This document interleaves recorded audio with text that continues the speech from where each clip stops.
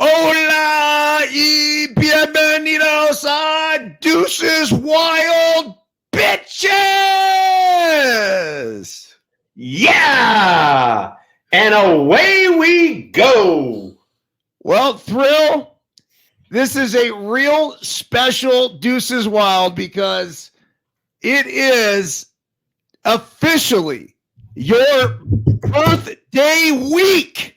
Tomorrow, turning the big fucking 6-0.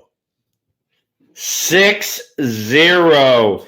And it's funny because some of the gang that's in the chat room, Tommy Luke, Josh, Big Mike, they were all down here this weekend. We had a freaking blowout on Friday night. Everybody slept in on Saturday. They came over to the house on Saturday afternoon. We had a big, huge crawfish boil. I couldn't even tell you how much beer and Jack Daniels they drank. And there weren't too many survivors. Everybody cruised out of here on Sunday, and yeah, it was a lot of fun. So it was a great way to spend leading up to the 60th. Dude, so the other element of all of this is the Savannah Bananas are coming into town. And they're here. They're here. No, they're not coming into town. They're here. So you're going to be going out to the stadium on Thursday, Friday, and Saturday. Thursday, Friday, and Saturday. I'll be on the field with them for batting practice. Batting practice starts at like 2:15. I've already been in touch with them. And game time's like 7. So, yeah, so I'll be out there spending some time with the boys. Matter of fact, they actually sent me a video today after practice today because they've been at LSU working out. And after practice today, they were chowing down on some crawfish. Had a big old full table length of crawfish. They were chowing down. And so Savannah Bananas, welcome to Baton Rouge, Louisiana. And the Thrill will be seeing you here in a few days. So the other night, 61-year-old Rocket Roger Clemens took the mound for the Bananas, gave up 4 runs, gave up a nuke, but ended up getting out of the inning. And I got to give him some credit, man. Having the balls to take the mound there at 61 against these pro players. These guys aren't fucking around, and every year the Bananas have gotten better. They're getting guys fresh off the field, right? Yeah. They're not facing chumps.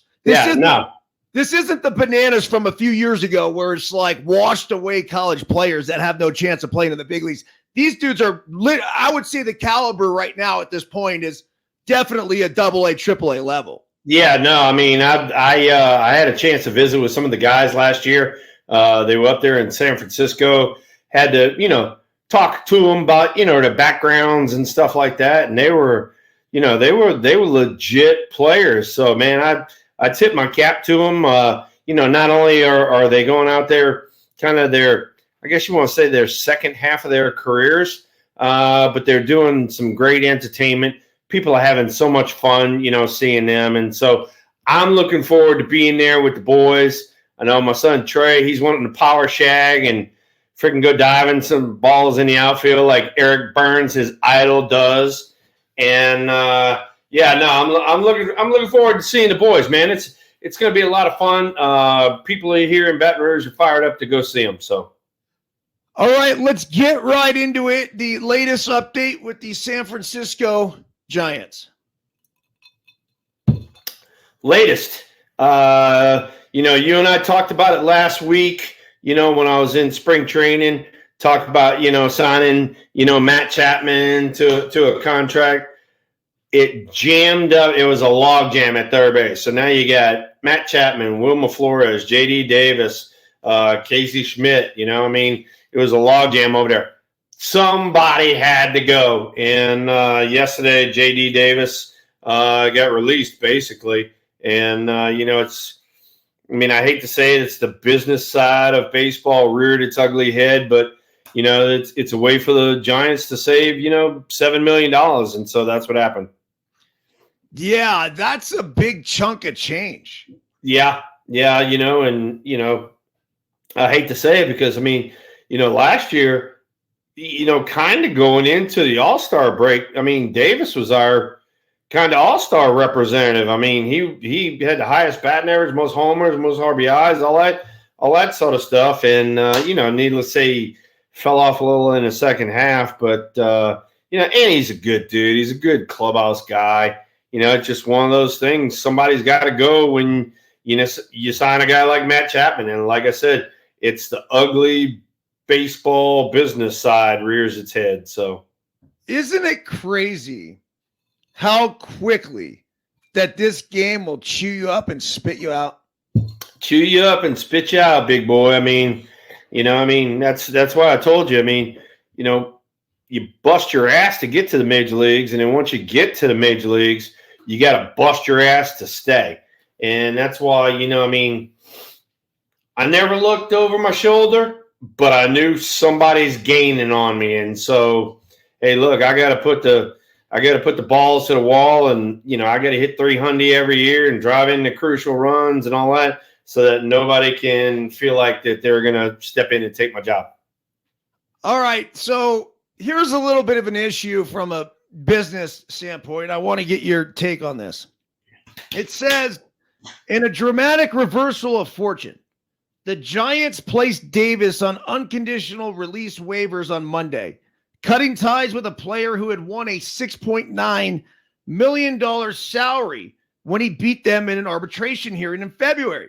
Because the provision in the CBA specifically does not guarantee arbitration salaries arrived at through a hearing, the Giants owe Davis just 30 days of termination pay, which amounts to a little more than $1.1 million. So the problem is, Thrill, if he had signed a deal or they agreed to avoid arbitration, not gone through the hearing process, then they would have owed him that money.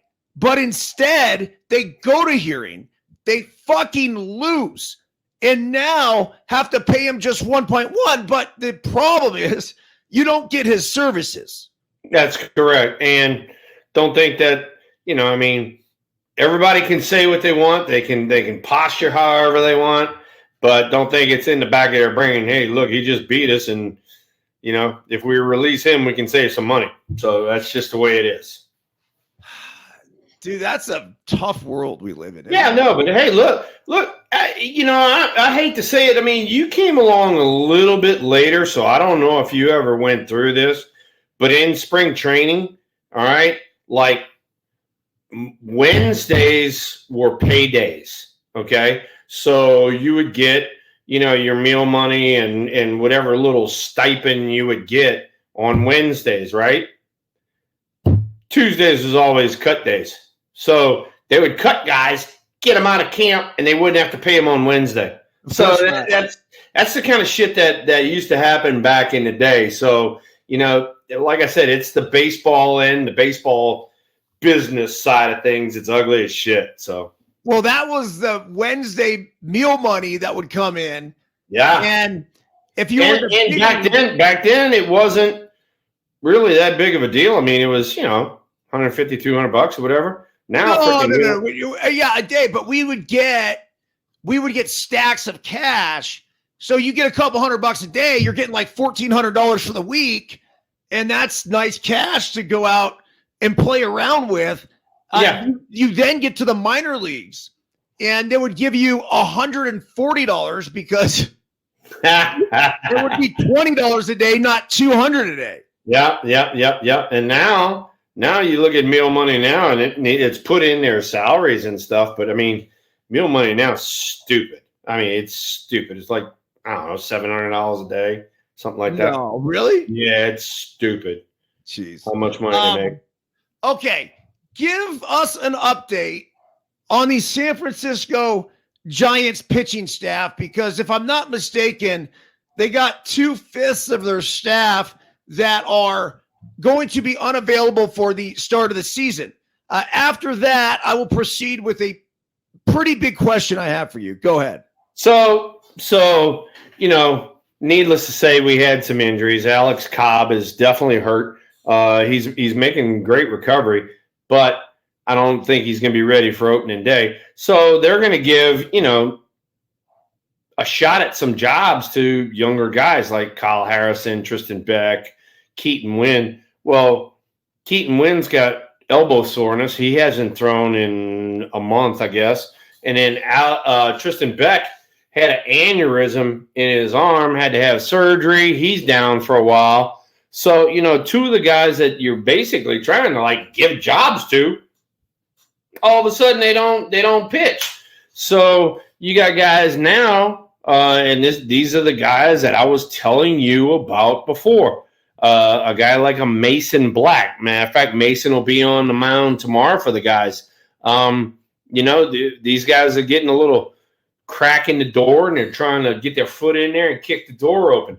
Another guy he threw today looked really good. He's been filling up the strike zone. Is a guy by the name of Blaine Enlow. Blaine is from down here in Louisiana. He doesn't live but about maybe 10 miles from me down here, and met him, spent a lot of time with him. Dude, he's trying to earn a job, and all he's doing is just filling up the strike zone with strikes. He went 3 innings today, gave up 3 hits, and did a fabulous job. So, okay, so it brings up the question. There was a former Cy Young Award winner who took the mound last Saturday against the Los Angeles Dodgers minor leaguers, a compilation team, to go up against Trevor Bauer. Bauer obviously comes with a great history of pitching. I mean, this is he's got a great history of pitching, but he's also got, as you well know, some baggage with him. A ton of baggage. And look, he was never convicted of a crime. It doesn't mean he was innocent in all of the doings. There was some information revealed, multiple accusations, and he ended up spending last year pitching in Japan, pitching well. He has stayed committed to his craft. He is an intellectual savage, is what I called him earlier on the Daily Hustle. When it comes to pitching, he prepares in a very meticulous, in a unique way that's just different. He has the potential to be very helpful to other pitchers on the staff when it comes to preparation. And most importantly, if I'm a big league team, I'm looking at this. This guy's going to help us. His stuff is through the roof right now. He was throwing 99 miles per hour. Wow. Gave up 0 runs across 3 innings, punched out 3, but it was the velocity that everybody was talking about. This is someone who I could see many organizations steer clear from, yet at the same time, I also could see an organization potentially bring him in, not because they feel like they have to give Trevor Bauer a second chance. They don't. And we could debate this over and over and over again. And look, sometimes you can say you made your bed, you line it, but you could go back and also look at this and say, if there was somebody there that has the potential to make us better immediately and is that much of a difference maker as opposed to the other person we would have in his place, well, I would be open to the possibility of not only signing that guy, but this is somebody who is a very smart guy, and I'm sure is, and he said this before, would be all in on doing whatever it took to win the respect back of a community, of the fans, whether it's talking to different groups on domestic violence or whatever else. He's not going to shy away from anything. He never has. And I have, other than UCLA Thrill, I have no connection with him. I mean, I hit him up on IG the other day. I got no response back. I get it. Yeah, I get it. No dog in the fight here. But I will just say, as a humanitarian and just a human being, I do believe in a second chance. And yeah. And look, San Francisco in their past has all been about, giving people second chances. So I'm in agreement with you there. There's two ways you can look at this. A is the Giants are having a few younger pitchers go down with injuries. They're scuffling for starting pitching right now. Do we go out and give him a shot and maybe pay him major league minimum, something like that, to see what he can do to shore up our rotation? Or does the San Francisco Giants say, hell with it, we want to develop our younger players from within and stay pat with what we're doing? So far, that's what they've been doing. And for me personally, look, I don't know Trevor. You do, have a UCLA connection with him. But I told you last year, I told everybody in the chat room for the last 2 years, we got a lot of talent coming up through the pipe. All right. And these guys eventually are going to be major leaguers. Now, whether they're major leaguers with the San Francisco Giants or somebody else, that's to be seen. But we got a lot of talent as far as arms and stuff coming up through our minor league system. If you sign Trevor Bauer, obviously the biggest hiccup is going to be getting over the PR of it all. Hey, look. There has been a history of people that played in the major leagues with baggage. All right. Yeah. That's just part of it. What you have to do is when you take the field, you have to limit those distractions. When you're off the field, you're going to get the stupid ass questions and shit like that. When you're on the field, limit the distractions, go out there and do your job. And that's the way it is. I mean, don't tell me Barry Bonds didn't have all of those distractions either, when he was going through all the shit. So of course. And look, I truly feel like this could be a signing that could put the Giants over the top if he pitches well. And I think they're a fringe playoff team right now. He could be a guy that turns them into a playoff team. And yes, the initial PR hit might be there, but at the same time, I do think there's something to respect about a team that's not casting stones and holding somebody out. Look, we can only, I always say, try to be a little less terrible today than you were the day before. I tell myself that. I really do, Phil. A little less terrible. A little less terrible today than I was the day before. And if we could do that, then we'll be all right. So I just feel like, look, if it doesn't work, let's just say he comes into camp and shits the bed, doesn't throw well, whatever. I mean, I'd put him right in the starting rotation. Let's just say we give him the first 5 starts of the season and it's not working out and he's a distraction and the PR stuff just continues to linger and it becomes an annoyance. Get him the fuck out of there. And what does that mean? So what? You're 20 games into the season. You gave it a shot. I don't think anybody in their right mind is not going to be like, oh, I can't believe this guy should have been fucking locked up in jail and throw the key away and give him the death sentence. I really don't think that's going to be the case. There are going to be some people that come out and question it right away and say, well, why are they giving this guy a shot when they could give someone else a shot? And that'd be the biggest thing. Well, the difference is this. He's a former Cy Young Award winner who appears to be at the top of his game, throwing the ball better than he ever has before. And let me ask you this. How old is he now? 32. Literally, that's like your pitching prime, right? Okay, all right. So it just be, and then the other element of that, the Dodgers won't touch it, right? Like they're mortified by it. They asked Dave Roberts about him pitching on the backfield to these Dodgers minor leaguers. And he's like, I'm just not going there. I don't want to talk about it. He just wants to stay away. And I don't blame DR. And DR's another UCLA guy. But I don't blame DR for not wanting to talk about it. Well, I think this is also a chance for the Giants to say, hey, Dodgers, fuck off. Your loss is our gain. And we are going to give this guy a shot. And we are going to have some grace and see how he does. But, Thrill, if it doesn't work out and he's not a great clubhouse guy and he's not doing the things that he needs to do in the community, get his ass out of there. No harm, no foul. Now, here's the other element.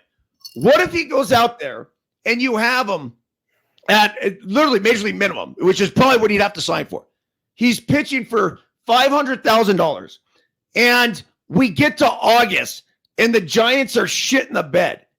All of a sudden, you have a massive fucking trade piece if Bauer's dealing. I get it. But, like I said, I gave you the two options. Either they're really worried about, where the rotation's going with our injuries, or they're wanting to stand pat and give the kids a chance. So there you go. I get you went on a 5 or 10 minute diatribe. I get it. All right. But the business side of things, dude. We just talked about JD Davis and them getting rid of him and him beating them in arbitration and all that. You never know. There might be some hard feelings. Maybe. Hey, and here's another thing. The ownership group. We ain't dealing with one or two owners. We're dealing with 20-something owners. Maybe one or two or three or four or five are saying, no, we're not doing this. Well, then all the rest of them got to abide by that. So there you go. Yeah, I mean, it go to the Johnson family and go to the Burns family. It end up, I'm sure Buster could have a little say in this. He's got a little piece. I'm sure. Yeah. Larry would have some strong opinions, and ultimately, I don't know, something like that goes to a vote, but I would give him a shot. I get what you're saying. And on the board, I give him a shot. I get exactly what you're saying. Well, let's fucking get him. That's what I would say. Let's fucking. I get what you're saying. I'm not gonna agree because I don't know which direction they want to go. And like I told you, I have personally laid eyes on kids in the minor league system that are going to be in the major leagues. So it's just where they want to go with it. I like that, dude, because that's promising for good young arms. And you're saying basically that we have arms that are similar. The Giants have arms that are similar to what Bauer throws. And so why would we deal with the fucking headache when we can just go get this other guy, give him a shot and see what we got? Yep. There was a kid in spring training. I just saw him this last week. I saw him throw twice. And I saw him last year in high A ball. I saw him in Eugene, Oregon. Hayden Birdsong. I mean, kid's gonna be a major leaguer one of these days. Yeah. He's big, tall kid, effortless. I mean, effortless, and the ball just jumps out of his hand. And when I saw him last year, he was 93 to 95 right in there. Shit, he was sitting 97 the other day. He was sitting 97. I was like, oh, my God, he picked up a few miles an hour. And everybody's like, well, yeah, he had a good offseason. And blah, blah, blah, blah. And I'm like, Jesus, he's on the fast track then. He looks nasty. I remember when you told me about him. Here's the best part about him, and I like this about the kid. He's got a short-term memory. Freaking lays one in there, whack homer and all that. Hey, next pitch, strike. Shit happens, all right? Look, moving west. Yeah, no doubt. Hey, here's one for you. Switching gears just a hair. Linda's been on the chat room quite a bit. Old Steven Luker has not been in the audience the last few times, and evidently Linda's telling me Steven's got a podcast that coincides with ours and all that. We kind of lost our stat dude. I mean, Luker, what happened? Yeah. That was our guy. Yeah, no. Linda and I had a little chat on that before, we came online tonight, and I was like, damn, we lost our stat dude. So we need some Luker to come back. Luker, cut out your Tuesday podcast. Come back to the Thrill and EB. Thrill, I'm heading down to Scottsdale on Thursday. Oh, nice. We have a tournament Friday, Saturday, Sunday. So we're going to go to, I think, I was looking at today, the Giants game on Saturday. Get some outfield tickets, and I'm going to go try to sneak up behind the dugout and scare Baumel. You got Cleveland there in Scottsdale.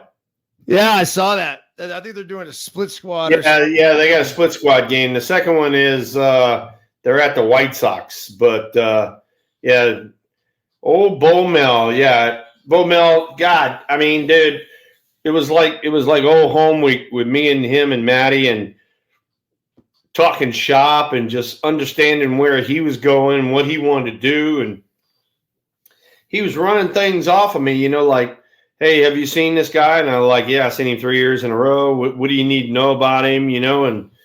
And I was trying to give him as much information as he could get to where he could make a very informed decision.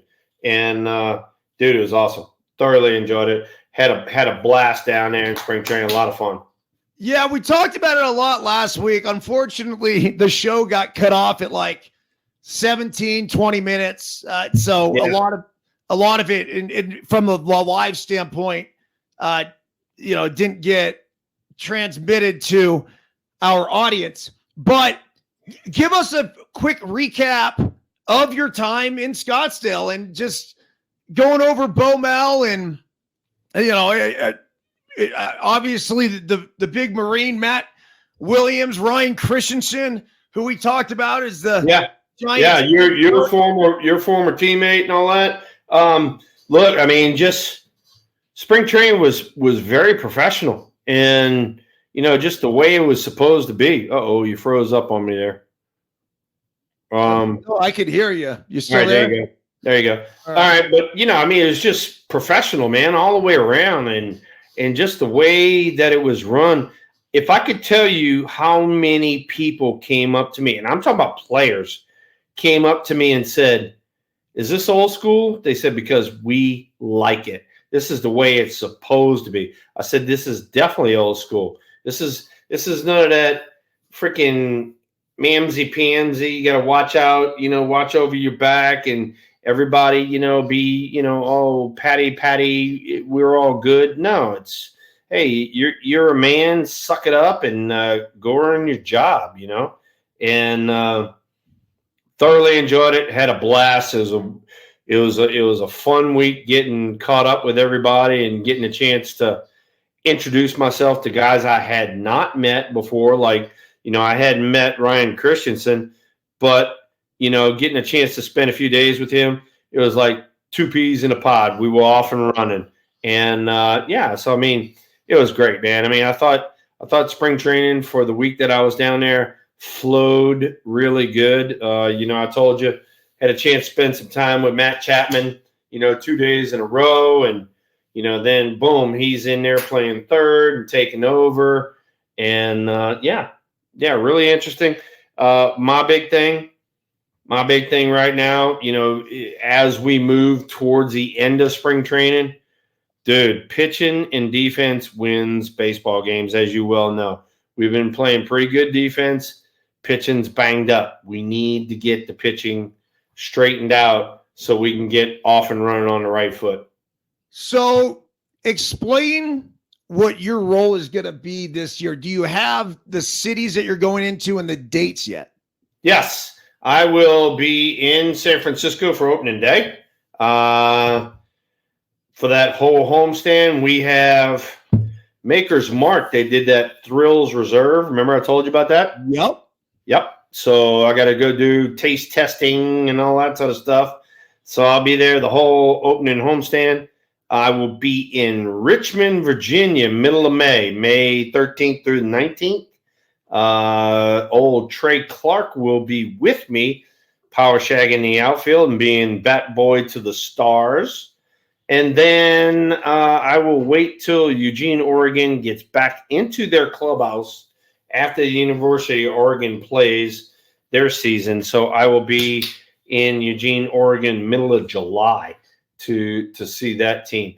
In the meantime, I have to figure out, because I did not do it last year, I have to figure out a way to go see San Jose and see Rodolfo and Linda and Nora down there. So, I'm gonna figure out a way to get down to to San Jose and see those guys this year as well.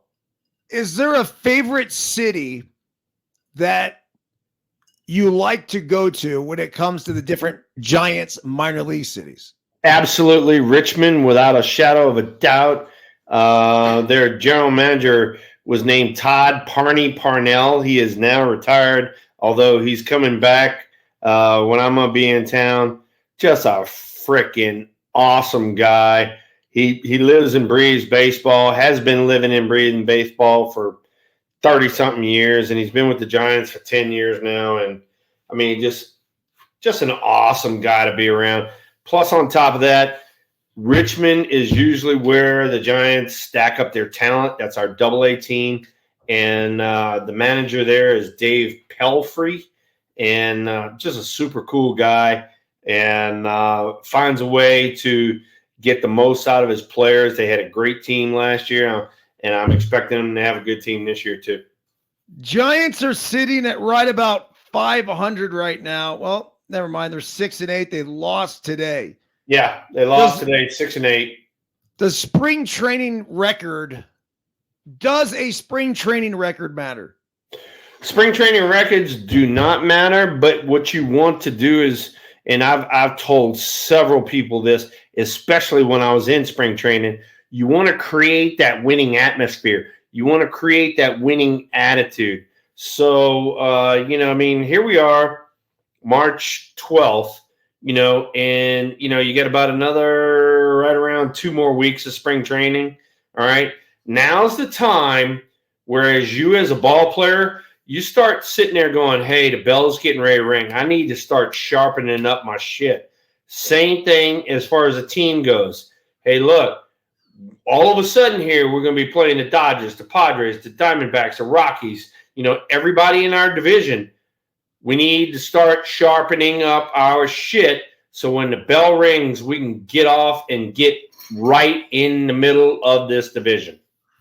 So the game today was against the Dodgers. Yes. The Dodgers are now 13-4. And just looking at the key moments of the game, in the bottom of the 5th inning, Will Smith homers on a line drive to left center field. It was a 2-run shot scoring Mookie Betts. Then Jason Hayward tripled on a line drive to right fielder Mike Yastrzemski, increasing that win probability up to 81%. Jason, let's see here. Teoscar Hernandez, who's a fucking dog, man. This guy's a really good player. He hits a home run, his first of the spring, fly ball left center field. Dude, then in the bottom of the 6th inning, Shohei Ohtani hit his second home run of the spring, a 2-run shot.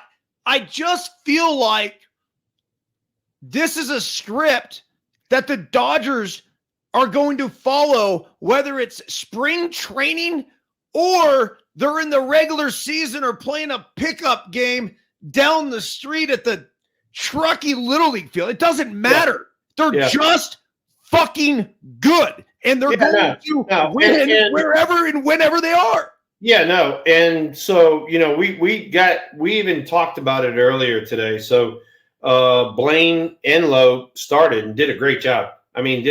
Cruised through 3 innings. Gave up a hit or 2 here and there, but nothing major. Duvall came in. He had a little traffic on the bases, but worked out of it. And then one of the kids, and I even mentioned it last week that I had seen him throw. The first time I saw him throw was Stash Hack, Cody Stash Hack. And today wasn't his day. He gave up 4 runs on 4 knocks and gave up both of the big homers you were talking about. A little bit later, matter of fact, the next inning or 2 innings, whatever it was, Landon Roop, who's the guy that I was telling you about that I really like his stuff. He makes a few really good pitches on Ohtani, and he was trying to go sinker down and away, and he kind of yanked it and left it sinker kind of middle of the plate, and Ohtani got him. So, stuff happens at spring training, but you're sitting there looking at it, and that's That's kind of what, you're going to get from the Dodgers. You're going to get good pitching, and they're going to try to go out the yard a few times and beat you. So Roop actually had 4 strikeouts in 2 innings. He did give up the homer to Ohtani, like you mentioned, but overall threw the ball pretty well. Yeah, and this is the second time he's thrown the ball extremely well. His last outing, they're trying to stretch him out. And my tip of my cap to the Giants on that, where they're trying to stretch him out, get him some arm strength. He went 1 inning the last time and punched out 2 in like 12 pitches, made it look pretty easy. And then like you said, today he went 2 innings, punched out 4. They don't have how many pitches he threw, but I'd have to say he was in the 20s. And he made a mistake to Ohtani. All right, tip your cap, best player in baseball right now. He got me, but I think that is a positive outing on the whole for him. Yeah, Ohtani ended up with 3 hits. I'm looking at them right now. Yeah, dude, his swing is really unique. Yeah, I mean, this guy's right. He's got the high hands, and it's almost, he comes at that angle. I mean, dude, that was a sinker down and away. I can't. Yeah, it was supposed to be down and away, and he just left it over the middle of the plate. Yeah, but take a look, man. I mean, all of a sudden it decides it wants to get small for me. Let's see. I'm gonna bring this back up. This is impressive, like really, really impressive, and it's Ohtani, so it should be. Here we go. Let's just. Yeah, he kind of. Yeah, that wasn't your typical down ball right there. That was up a little bit. So there's your bases. So watch this. Here comes the homer. Yeah. Now you see that was not away. That was kind of middle, and it was. That's one of those things. Hey, look, if I'm staying inside of it, I can kind of do whatever I want to do with it. But here's another one for you. All right, we have not mentioned this guy at all, but after Landon Root was Jack Choate. Jack Choate is a big, tall left-hander, sort of kind of Randy Johnson reminisce type of guy. 3/4 fastball that moves, awesome freaking changeup, and he's got a breaking ball. He's still messing around with that. He's trying to curtail that, but he's fastball changeup right now. Hides the ball extremely well. He comes up in the major leagues. First time he's been there, throwing against the Dodgers. 1, 2, 3. That's another one of those minor leaguers I was telling you about that got a lot of upside. Jack Choate, born in Miami, Florida. I was just curious if you had any relation to former big leaguer Randy Choate. Yeah, that was I even asked him, and he said no. No, really? Yeah. I'm surprised just because they're both southpaws and. Yeah, no, I even asked him. So, but anyway, hey, how about our gambling tonight? What are we betting on or anything? Dude, I'm glad you brought it up because, of course. I mean, because I know that you have a little prepared seminar for us. Well, we got a new script, and our title sponsor, Bet Online, is the one who gave it to us.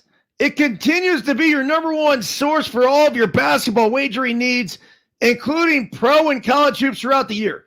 With up-to-the-minute odds, stats, and trends, you can follow your favorite team's path to the playoffs with in-game live betting contests and all the best player props. Experience the world's best wagering platform anytime from your desktop or your mobile devices. Head to BetOnline today to become part of the team. And remember to use the promo code BLEAV, capital B-L-E-A-V,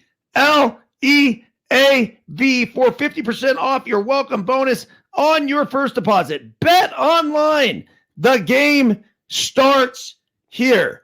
So, yes. All right, Thrill. Yeah. By the way, I just so happened to see it. Josh just put it in the chat room. Trey and I were talking about it a little bit ago. Darryl Strawberry, age 62, he had a heart attack today or yesterday, whatever it was. So get well, Straw, man. Make a full recovery, bro. What happened? I didn't see anything on that, man. I follow him on Instagram too. Yeah, no. Trey told me he had a heart attack. So, put it this way, that man partied hard, but I hope he makes a full recovery. Hey, hold on a second. Hey, I'm liking you got the dolphins in the background and stuff. I mean, I'm feeling the feng shui and all of that. Thrill, this is my favorite baseball card of all time. All right, go ahead. All due respect. Oh, yeah. Oh, well, you got to love that one. Right? Yeah. The fuck face card. I mean, without a shadow of a doubt. That was my teammate, and I already told you the whole story on that and all that. So, dude, refresh me, because I know he had fuckface on the bat because he didn't want to bring it up. This is what he told me.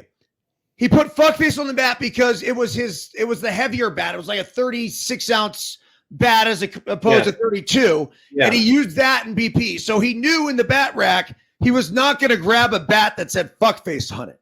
Right, exactly. And then on top of that, back in the day, guys would hit you up all the time. Hey, Will, can I take a picture? Hey, Billy, can I take a picture? Hey, Billy, can I take a picture? And finally he's like, so he kind of did it both ways. All right, that's a heavy bat, but then I'm going to send a message to these morons. And, then he's holding it right there like that. And he held it so that you could read it absolutely perfect. So come on, man. It was a setup. So, of course, all you have to do is know Billy Ripken. Yeah. Without a shadow of a doubt. The guy's one of the biggest pranksters. Oh, by far. Shit talkers that I've ever met in my entire life. By far, without a shadow of a doubt. And I love him, man. He played second base for, a full year and a half over there with me in Texas, and we laughed and giggled our whole time. He just, and then, I leave him and I go play with his brother, Cal in Baltimore. It's like, I got two retards I know now over there.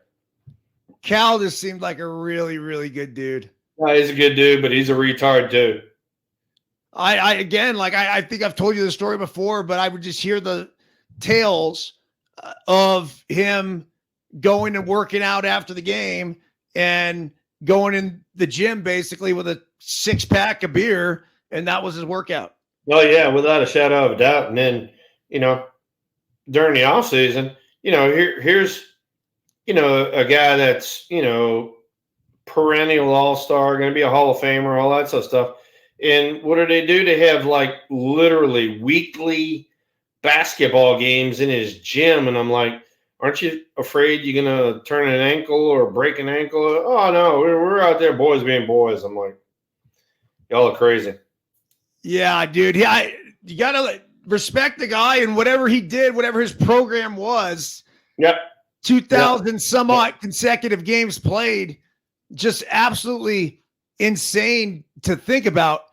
So Thrill, I got this pack of 1987 Topps cards. This is my favorite pack of all time. It's the one with the wood background of these. This is right in your heyday, coming after the 86 season. So if you don't mind, you know what I like these cards when you break them out, because this is like my second year in the big leagues, and so yeah, I knew some of these guys, but then some of the guys were like a little bit before me, and I kind of just knew them a little bit, Yeah. Well, no gum eating. No gum eating. Stop. Don't even. It's your birthday, Thrill. It looks like a freaking surfboard. Don't eat it. Bro, I have to eat it just for you. Come on. Listen oh to my it. God, here we go. Ladies and gentlemen, we have chalk mouth right now. Oh, God. Here he goes. Well,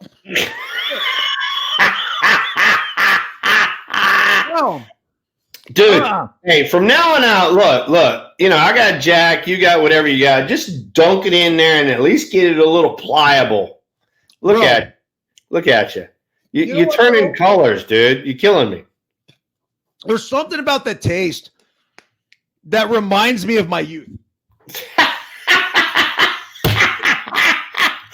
It reminds me of your youth. How can you? It tastes like plaster right now. I know, but dude, I used to fucking mow those things when I open up a pack of 86. All right. 87. All right, what you got? Let's get into the pack. Go ahead on. Hey, Rodolfo, glad you can make it an hour late. What's up, Some of you guys got to work. Don't blame you. All right, dude. I've seen 2 guys already in this pack, and I just awesome. Let's start with this one right here. All right, here we go. Right. You have something on this guy, Mickey Hatcher. Oh God, Mickey Hatcher. I mean, as a Dodger player, as a Dodger coach, I think he played for the Phillies, if I'm not correct. If who did he play for? This is Twins. This Cards of the Twins. Right, I remember him as a Dodger. Yeah, I can tell you one thing right now. I mean, kind of a goofball, but dude, he could hit. I mean, he could hit, and he was definitely in that pinch hitters mode. I mean, he was that guy. You'd come up in the 7th, 8th, 9th inning or whatever, and he'd just give you a bastard at bat. And I mean, he could flat out hit. And, especially when he played with the Dodgers, I saw him, they would stick him in a lineup, when guys had off days and all that. And he'd just give you 4, just balls to the wall at bat. Just a good dude. Okay. The next one here, one of your favorites. I actually like this guy a lot, man. This is a big competitor of yours. And if I'm not mistaken, the initiator, at least of the ill will between the St. Louis Cardinals and the San Francisco Giants that led to the brawl, ladies and gentlemen, Vince Coleman. Coleman, my man, Vince.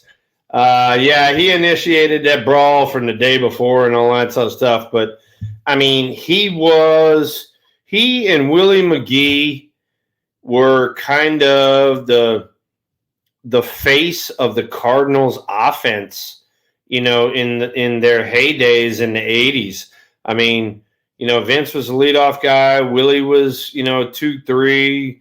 Terry Pendleton was in there. Jack Clark, Tommy Herr. I mean, you name it. There were guys in there. And, dude, I mean, besides Ricky Henderson, the biggest stolen base threat of my era. And then, believe it or not, and then it was great because the San Francisco Giants hired him. He came over to be the base running instructor for the Giants, not only on the major league side, but also on the minor league side for about 4 or 5 years there, not too long ago. And it was good getting caught up, and it was good seeing somebody that was at the top of their craft trying to teach the young kids how to steal bases. So there was a lefty on the mound. I saw this video the other day. I'll send it to you after the show. But he picked over 17 times when Vince Coleman was on first base. On the 18th pitch, he threw it home, and Vince stole the bag. Yeah. Fucking incredible. Yeah. Yeah, I don't know. I don't remember who that pitcher was, but I remember that he had like a big tell, like he looked this way and went that way, and Vince had him, and so anyway. And it's crazy because you're right about the tell. So essentially, for everybody listening at home or watching at home, a pitcher could be sitting here like this, say a left-handed pitcher, and he could be looking home, and every time he looks home, he throws over. This happens with all the youth kids. So I tell our kids, if they're looking home, they're coming over. If they're looking at you, they're going home. It's right. It's almost as simple as that. Yeah, and that's kind of what this guy was doing on the major league side of things. So yeah. I would notice little tendencies. So if the guy's looking at me, right, so he's here, and then all of a sudden if he's going home, back elbow would be up. He's coming over, it's down. Like you pick up all these things. I liked it. A lot of times too with lefties, I just look at that front knee. And so as soon as that thing lifted like this, the other thing is when they pick over a lot, most of the time they're slower with their delivery there, right? And then when they're going home, they're gonna speed the whole thing up. So, all right, let's get to the next one here. I imagine a former teammate of yours got a dirty ass mustache here, Thrill. Greg Minton. Oh my goodness, the Moon Man.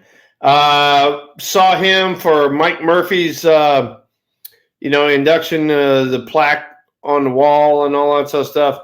The Mooney is awesome. 1986, we got to the All-Star break, and I don't think he threw more than like 3 breaking balls. All he did was go sinker in, sinker away, sinker in, sinker away.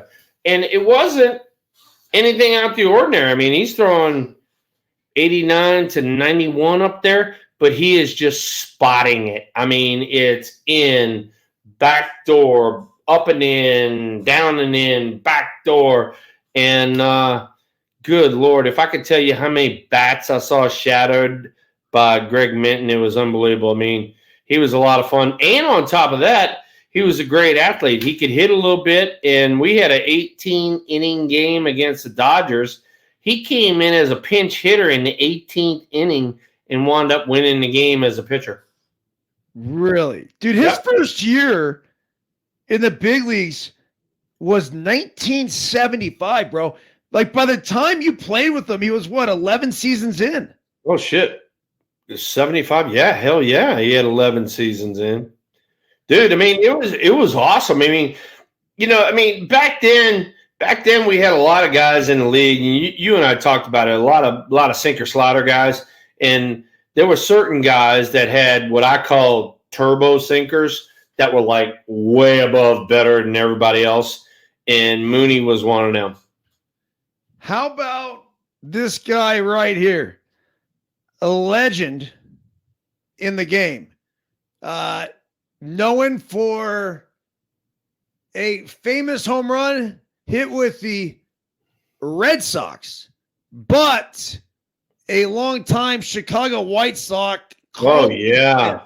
And, Hall of Famer. He was a White Sox for a long time, but needless to say, made the swing in the playoffs and pulling it fair and all that sort of stuff, but just Carlton Fisk, just a big body behind home plate, controlled the running game, threw pretty well, and a team leader wherever he went, and just Hall of Famer all the way around. Did you ever look at some of these guys like a Carlton Fisk, someone you may have watched growing up or who had a big iconic moment, and then when you played against them, you just kind of had to pinch yourself and be like, holy shit, man, like that's Carlton Fisk, the guy that waved the ball fair? You know what? It's funny that you said that. It's like you grew up idolizing these guys, and man, this is the dude that was going, fair, all that sort of stuff. And then when you play against them, it's just like, you pin your ears back, you get after it. And then, like you and I are doing right now, you sit there and you have a drink after the game and you go, oh shit, dude, he's a freaking Hall of Famer, and I'm standing there right next to him, and, he's trying to set me up and I'm trying to beat him to the punch. And it was great. It was great. It's so true though, because once you get in between the lines, nobody gives a fuck. And I didn't. Like I would get in between the lines, and it's all the nostalgia and everything would happen maybe before or after. But when I got to face Randy Johnson or Pedro Martinez or Roger Clemens, I didn't give a shit that they were going to be Hall of Famers. I was there to get mine. I was right. And it was as simple as that. Yeah, but then after that, like I said, you're sitting back, you're having a beer, and you're like, That was a pretty freaking cool experience right there, you know?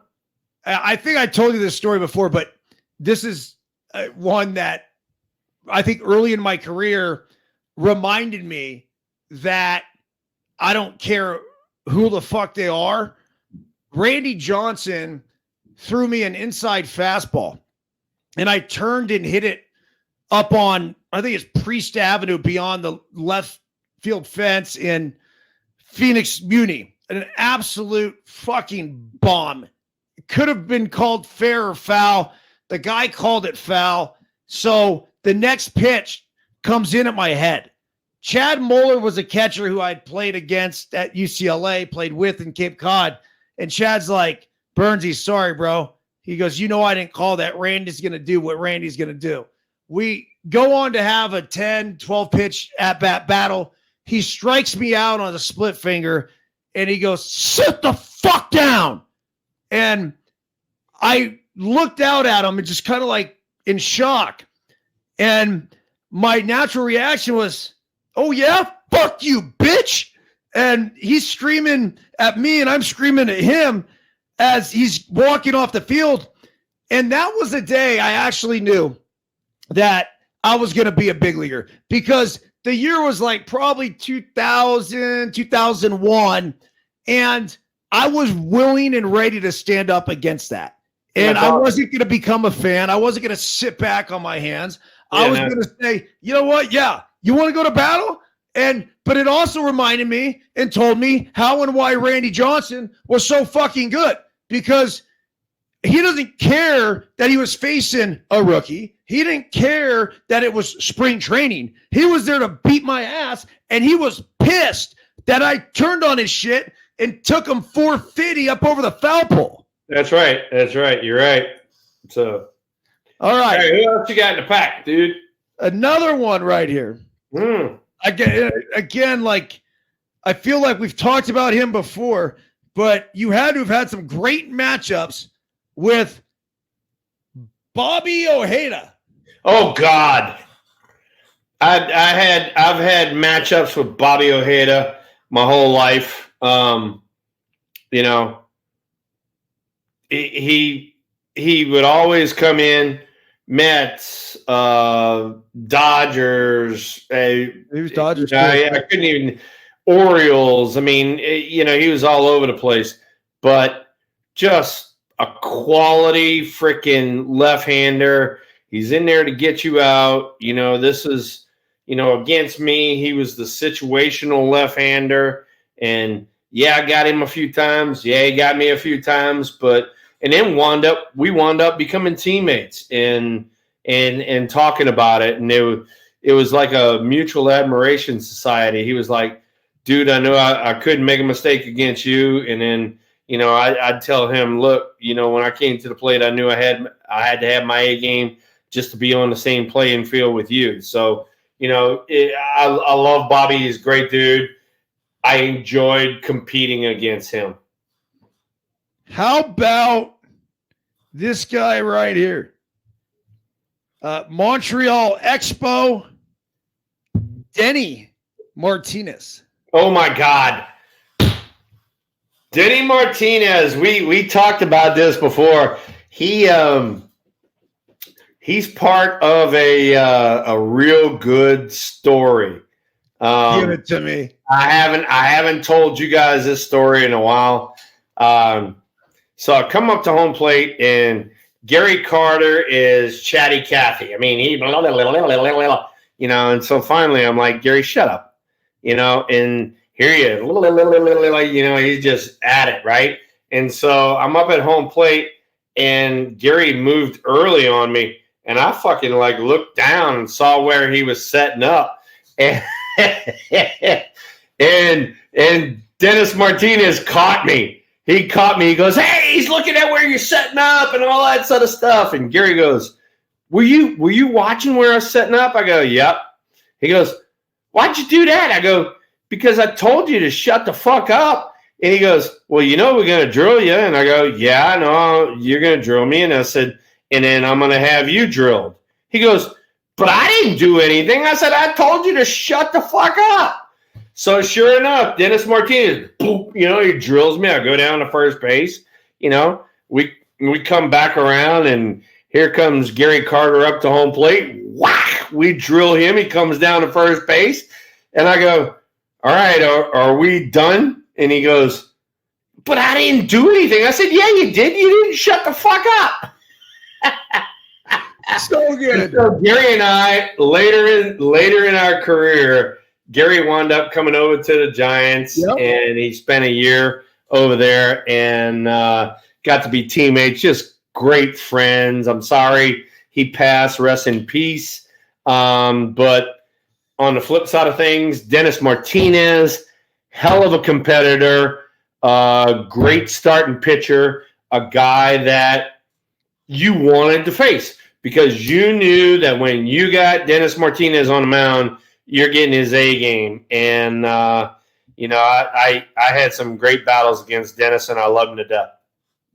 They called him El Presidente, right? El Presidente. He had a no-hitter, and, so he was a definite guy that knew how to pitch. Okay. Got a couple more here. You got any Dave Parker stories? Oh my God. Parkway. That picture right there is who? The Reds? Yep. Who's that with? That's with the Reds, but dude, he played for the Pirates. Oh my God. And then he played for A's and all that kind of stuff. But when I was a younger player, all the teams took batting practice and a full infield. And you would have to come out and watch these guys throw, right? Because you had to know who you could take the extra base on, who you couldn't. Dave Parker, you could not. You could not. From right field, he would throw an absolute missile to third base. And it was like everybody and their grandma, tapped me on the back and said, do not run on him. And, he had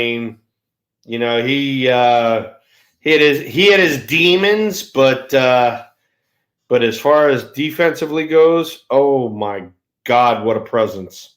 So they called him the Cobra. Yeah. They called him the Cobra because of he had kind of a weird stance. I'm gonna have to look it up. I'll copy it for you one day when we go in the garage and all that. But he had the Cobra, and he just whack, all of a sudden all shit would break loose, and that's why they call him the Cobra. And on top of that, he's huge. He's like 6'6", like 250.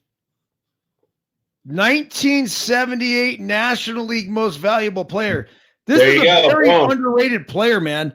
Boom. I mean, he wasn't underrated with the guys who were on the field with him. I can tell you that. Holy shit. 339 homers, 2,712 hits. I mean, he was on the verge of 3,000 hits. Yeah, he played a long time too. After he got through, being an everyday guy, he bounced around being a DH and stuff too. So, all right, Thrill. Are you getting Tara? I got Biscuit right here, and he's trying to relay something. I know we're having tacos. Yeah, he's going like this. Tacos tonight. Taco Tuesday, dude. Tuesday. Mom's at it. It is Taco Tuesday. Let's do one more, and then I got a little special toast for you. How about,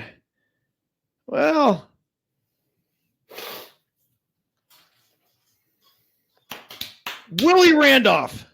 Oh, nice. True pro, captain of the Yankees.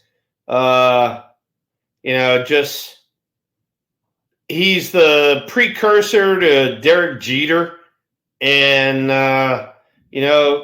just one of the true pros of the game. No doubt about it. All right, Thrill. Well, I got a bottle here of Avión Reserva 44, and This right, it comes in like a coffin box. It was a present from Giuseppe Pepe Manuele. It is an extra añejo exploring 44 flavors is a journey that opens possibilities for tasting and retasting. Each experience is subtly unique from another, opening up new flavors every time, depending on the temperature of the liquid, on the chocolate you just bit into, or the coffee grain you just smelled. Reserva 44 will reveal a new taste and aroma. Experience the 44 flavor notes of Avion Reserva. 44 is a journey in itself with a smooth and delicious finish. Welcome aboard. So, Thrill, this is a present. I know you like the brown and not necessarily a big-time tequila drinker, but this is brown. So in your honor, let's I'm going to pour a little bit out into this shot glass. All right. And Jose Pepe Manuele, that's way too much fucking information on the description of the tequila. We just want to drink the shit out of it. Dude, and by the way, for everybody in the audience, Mike and Tommy and Josh, here is hand-painted number 22 by Jude Volta's wife. So here we go. Hey, and Biscuit's on the other end. Biscuit! He actually typed, "Tell Thrill happy birthday from me." So, dude, I just want to say it's been a fucking awesome run over the past couple of years being able to do this. And I look forward to every Tuesday night. And it's obviously was an incredible experience as a young kid growing up in the San Francisco Bay Area, being able to watch you play, inspiration for my Major League Baseball career and how I went about my business. And then obviously to, reconnect and reunite, as a friend, as a colleague, as a fan, bro. I fucking salute you. Dude, right back at you. And man, love you to death. Love your family and everybody in the audience.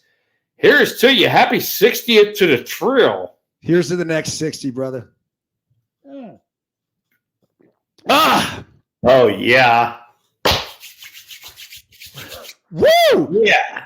44 So now we are on for next Tuesday, and we will recap the week's endeavors. Also, by the way, next Tuesday is, because today is what, the 12th?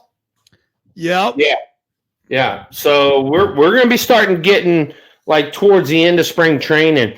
And so we'll start tightening up the ship. We'll start talking about, hey, look, we need to do this. We need to do that. We'll see what the Giants are going to do as far as their starting pitchers, all that sort of stuff. I can't wait to hear about yours and Trey's experience with the Savannah Bananas. So we're gonna have so much fun. I mean, put it this way, it's gonna be me with one of the boys and down there cutting up, laughing and giggling, and I'll hopefully take some videos. I'll share you some videos, and but in the meantime, everybody in the audience, man, it was fun getting caught back up again. We need to have a freaking Steven Luker sighting, track his ass down, and we will see you guys next week. Yep. For everyone listening on Apple, Spotify, do us a favor, leave us a review. 5 stars if you're feeling generous. If you could write a review, comment, be great. We do film this every Tuesday live on No Filter Network. It's really easy to go to nofilter.net. Join the live stream, communicate in the chat. We got all our regulars in here. On that note, Battleborn Mike, Linda, Nora, Tommy. Dude, it's you guys make the fucking show, man. I mean, so it's really, really great to have. Rodolfo, get your ass in here freaking from the get-go. Don't come in an hour late. That's right. All right, Thrill. Happy fucking birthday, man. See you next week. Happy 60th to the Trill. He is going to celebrate it by, believe it or not, having another Jack Daniels. On that note, see ya!